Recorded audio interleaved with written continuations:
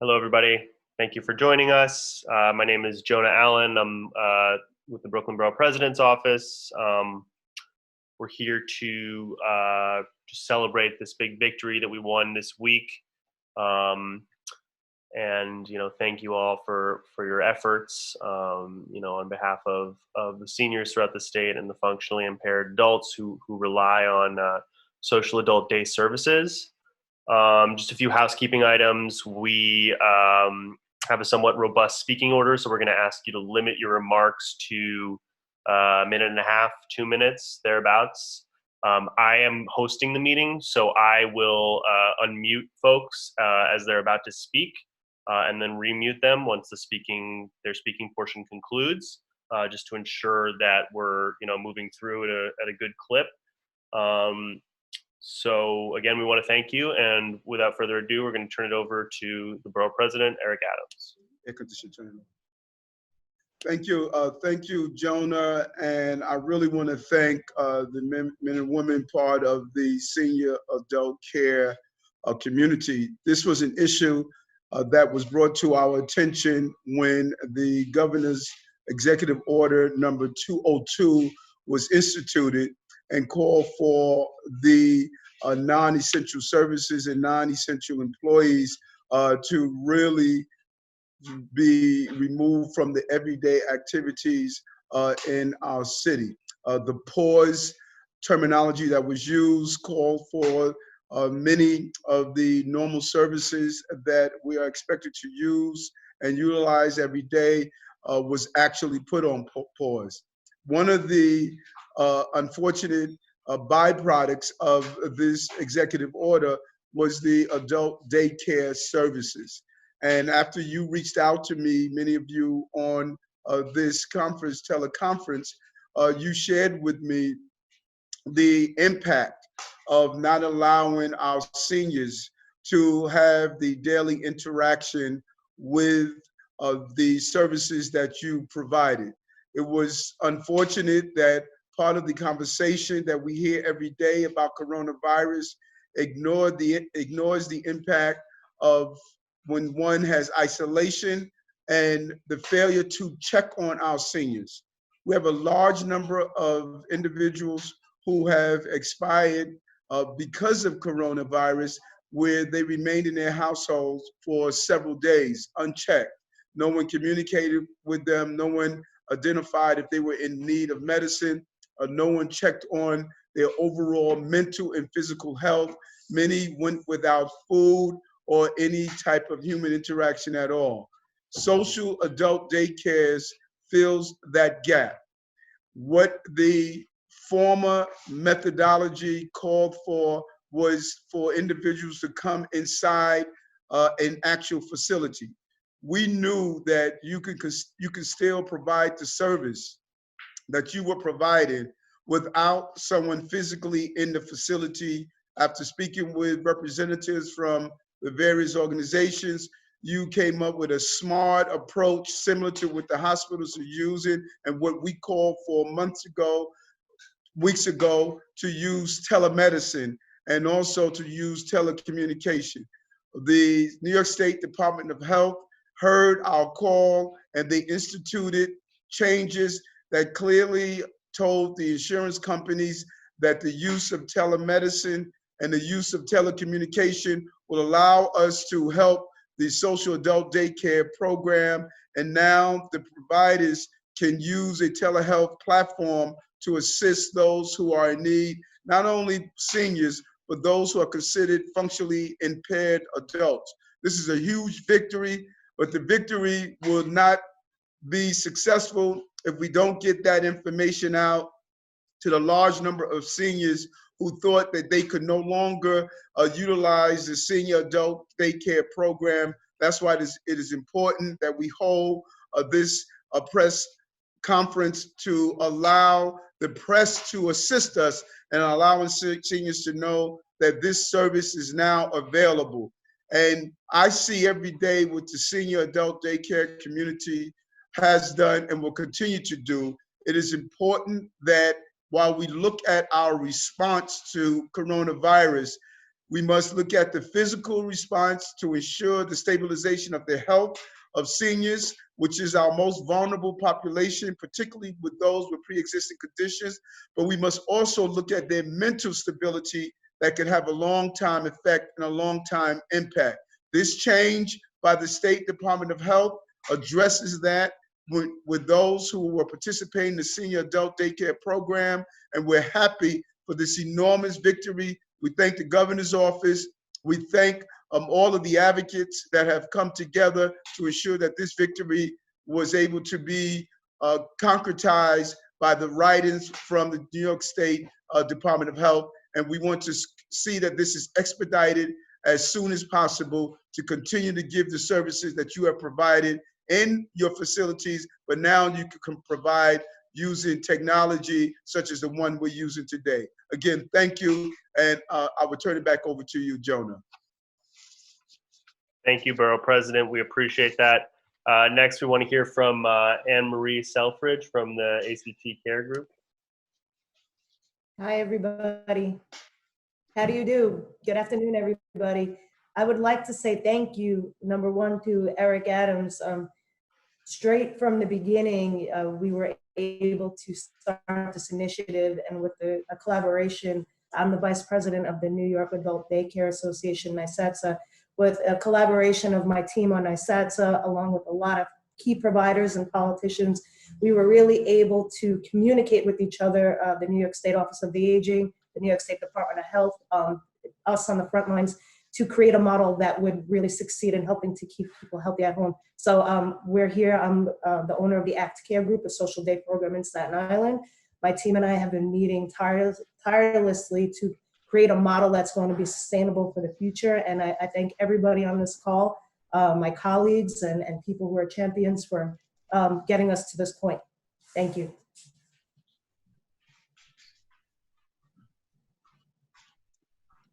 Thank you so much. Next up, we'd like to hear from Ambassador Malik. If you'd like to say a few words, Ambassador.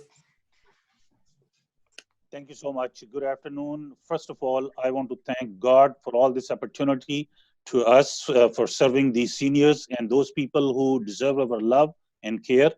And I'm also grateful to our very, very dear friend and a great leader of our community, great leader of New York, Borough President Eric Adams, for his support, and all the members of NYSADSA who have come together to fight for these people. It's not just fight for the social daycare centers. This is the fight for the people, hundreds of thousands of seniors who deserve our love and care. And I'm so happy that we'll be providing them day-to-day, emotional support. And we have been doing it for the last 2.5 weeks. And by the way, 3 o'clock, I'll be having this conference call, Zoom call with my members. This is going to make a lot of difference to those people. And once again, thank you so much, everyone. And we look forward to getting the continued support. But one more support, Honorable Borough President, we need that the MLTC programs are still not very receptive and very supportive on this. And we need to communicate with them as well, so that they can also authorize us as per the guidance of the New York State Department of Health. And once again, thank you, everybody, and good luck. Thank you, Ambassador Malik. We appreciate it. Next up, we want to hear from Emmanuel Kalandara from the Coalition of New York City Social Adult Daycares. If you're on the call, you can unmute yourself.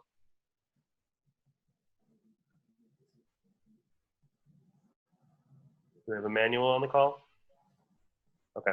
In that case, we're going to move on to Christopher Smith from the Alzheimer's Association of New York City. Thank you very much. Can you hear me okay? Yeah. Yep. Okay, great. So thank you very much, Borough President Adams, for the opportunity here.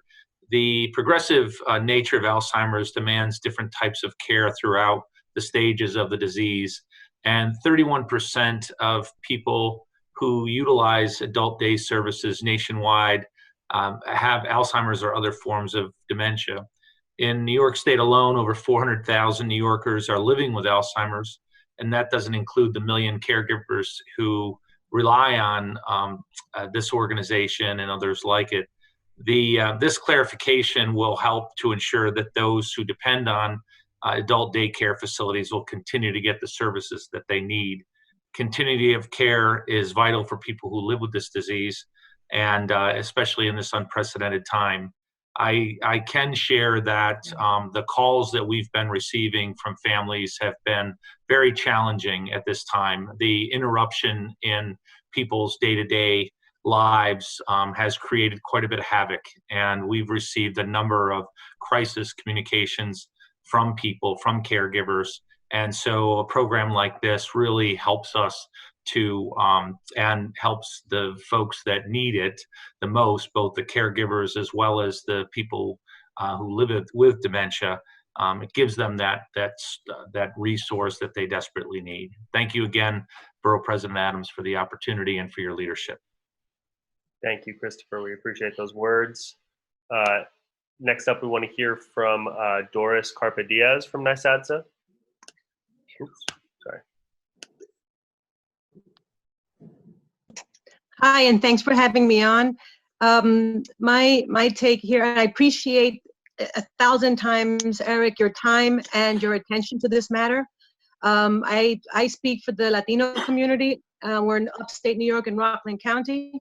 And my biggest fear and obstacle is the culturally specific needs and trust issues and the caregivers and everything that's to do with culturally specific care. I think the insurance companies are missing what the Department of Health has seen, which is the connection that we have, the trusted connection we've established. Losing that would be a huge hit to our community and to our centers. So the Department of Health has seen the importance of our position in the communities and in the homes. I just don't understand why we can't get that to the insurance companies so we can all see eye to eye and help each other.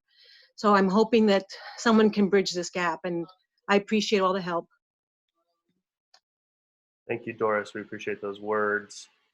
Next up, we'd like to hear from James Koo. James, would you like to say a few words? Yes, hi. Can you hear me? Hello? Yes. Yep, we can hear you. Yeah, okay, right. Thank you very much, Borough President Adams. Yeah, I think we fought tirelessly to gain this. And you know, it's like the previous person said, cultural specific programs are very important, especially in the Korean community, which I speak for. I have over 1,000 members. And you know, they social isolation is very dangerous, and they enrolled into this program specifically to better themselves by interacting with people with these enriched programs. And with this COVID-19 coming on, they were isolated. We're receiving a lot of calls, and we're trying whatever we can to service them. And I am so glad, and I thank everyone who fought for this. That we are able to service them. And we're still working on a proper platform to service them. And right now, Evergreen Adult Daycare is currently using programs. We're getting very creative by delivering meals, grocery, and we're having all the drivers go and communicate with them because they just want to talk to people, and it's working. We've had people who call in with depression, Alzheimer's, and many of the senior citizens, they don't have the caregivers. I would say about 20 to 30% of the caregivers don't have caregivers that can communicate with them right now, and we're taking that role, and this is so important. I thank you very much. That's all I have to say. Thank you, James. Appreciate it. Do we have Shamone Baba on the call? And if so, you're welcome to unmute yourself and say a few words. Shamone?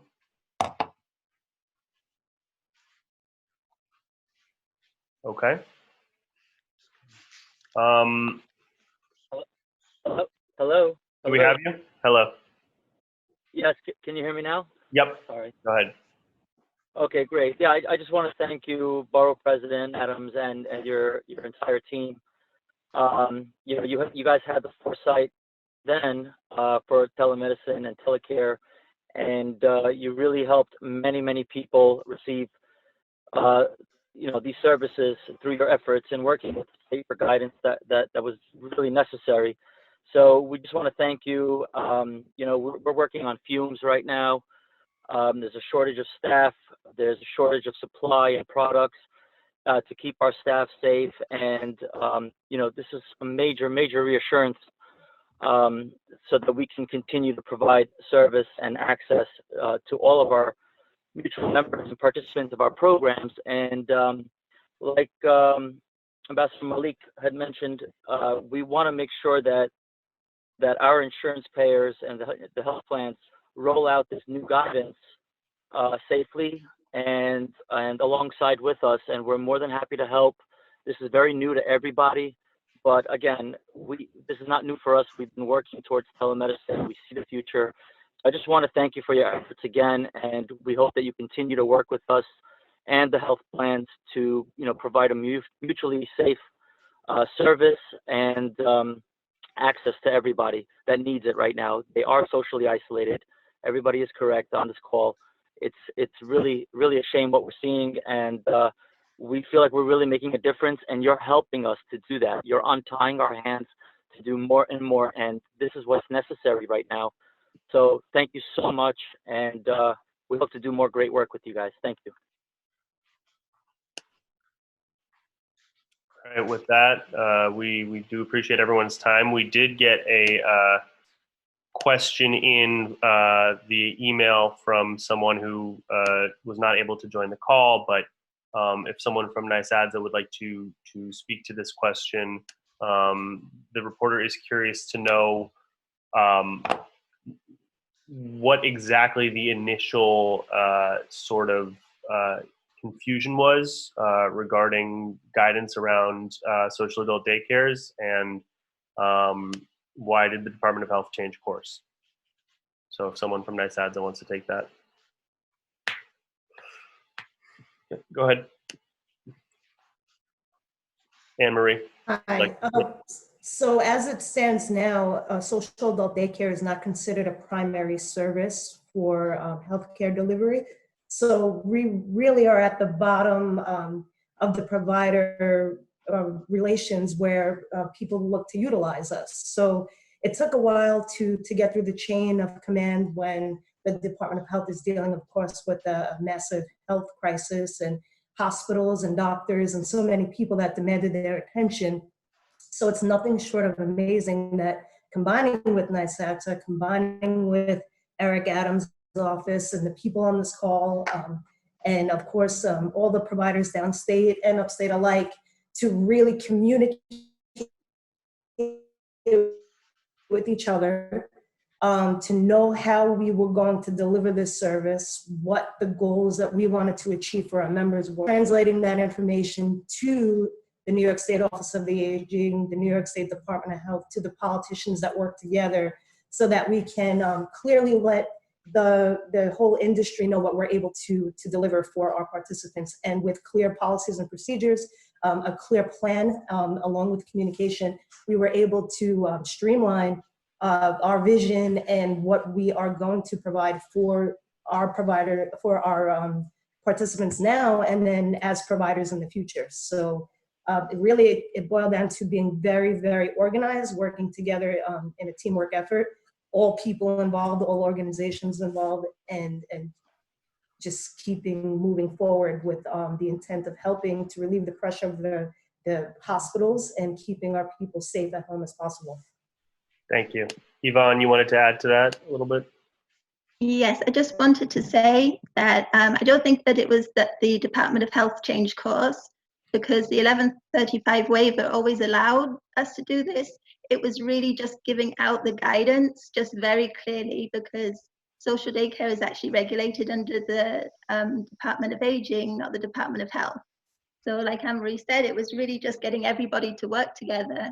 And I think originally that the Department of Health felt that our service would be taken over by home care, which, ideally is great, have someone come into the home and look after, but also, and I think this is something that Eric Adams saw in the team, that this COVID, the caregivers, there's not the caregivers, and it's really hit the communities that, you know, that have health disparities that, you know, like Doris said, and like James Koo said, it's really hit these communities hard, and there isn't the caregivers. So being able to provide this service is just invaluable. So it was really that the Department of Health didn't change course. It was just that they were able to take the regulations and the waivers and just give very clear guidance, and also just to write out how important social daycare is for the communities that it serves. Thank you, Yvonne. Doris, you wanted to add to that? What I'd like to just point out that we don't have, our seniors do not have the luxury of waiting until the Department of Health and the insurance companies get on board with each other. We don't have that luxury. They're dying every single day. So today, while we're speaking right now, the seniors are home with no Pedialyte, and they have, you know, they have issues and with no food and with no, and all these services they need, we're providing them as we speak. So I think that what has to be kind of like you know, put up to everyone's eyes is that, you know, we cannot stop working while decisions are made. We need to kind of roll with the punches and figure this out as we go, because if we as an industry stop what we're doing, we will lose our seniors. And these are seniors that no one is counting. These are seniors that are not being tested. So they're just dying at home and they're not being tested, and no one's going, they're not counting. And we just can't stand by and let it happen. We need to just act, and we'll bill you later. But we just need the support that later on you'll be there for us. That's what I'm looking for anyway. Thank you, Doris. Appreciate it. One other question we got, and James, you spoke to this a bit earlier. I wonder if you could speak a little more. Some of the main challenges you're seeing in terms of sort of culturally sensitive outreach to some ethnic communities that rely on these services. Yes, well, primarily it's the language barrier.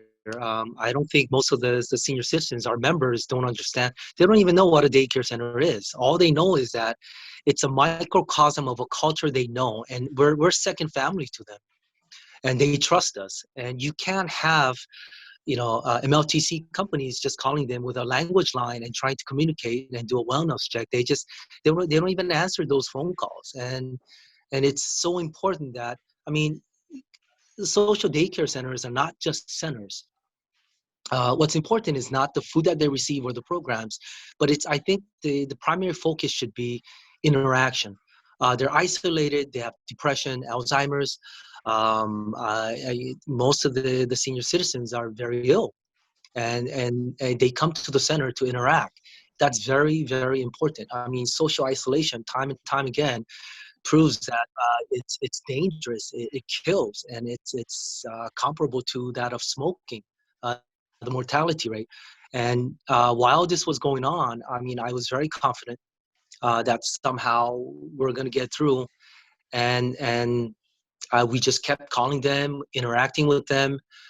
We deliver food, grocery, medicine, whatever we can, and you know, we took care of them in the meantime. And I'm just so glad that the result is very fruitful, and that this telemedicine is approved in the end. I mean, it's culturally sensitive. I mean, you got to understand that most of the Medicaid recipients are immigrants, and they don't speak, I mean, for Koreans and the Chinese population, the seniors who are enrolled into managed long-term care, they barely speak English. For Koreans, at least, I would say 99% of them won't speak English, or they don't even know what a long-term care is. And so social daycare program, our staff, our coordinators are the bridge to this whole healthcare industry to help them better themselves. And that's what we do. And I just want to add to what James stated, and it's the continuation of calling on what we did wrong in the beginning of the COVID virus and how we must adjust. The governor, the mayor, the president They held briefings every day.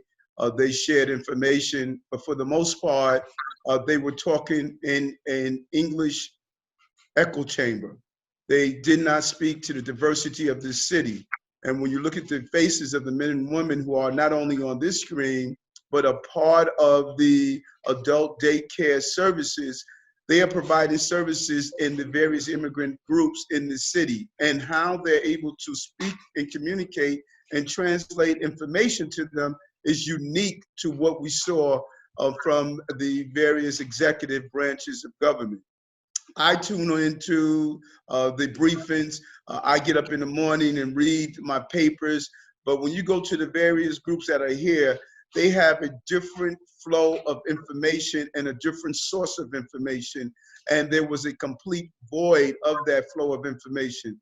These adult daycare facilities, not only do they do a lot around the census data, around translating prescriptions, navigating governmental agencies, but we should have used them during the COVID virus to give simple instructions such as washing your hands, how to wear a mask or a scarf, what to do in moving around on the system, of how to hit pause. We were telling people to have social distancing, but we did not translate that into the many languages that comprise this city. I'm glad to see that we're starting to correct that direction now, but we need to have that on overload and make sure that every part of the city understand the urgency of this virus, how to protect themselves, and how to protect their families. What we did today by ensuring a social adult daycare services remain open is extension to that. And I'm glad we were able to accomplish this task. Okay, everybody, unless there's any other questions from anyone on the call, we're going to wrap it up. And we just want to thank everyone for joining us today and for all you folks are doing to ensure the continuation of services. So thank you so much. The Zoom call will be is being recorded and will be circulated to those on the call following this, just as soon as we get it up on YouTube. So thank you again for joining us, and we appreciate it. Thank you. Thank you. Thank you. Thank you all.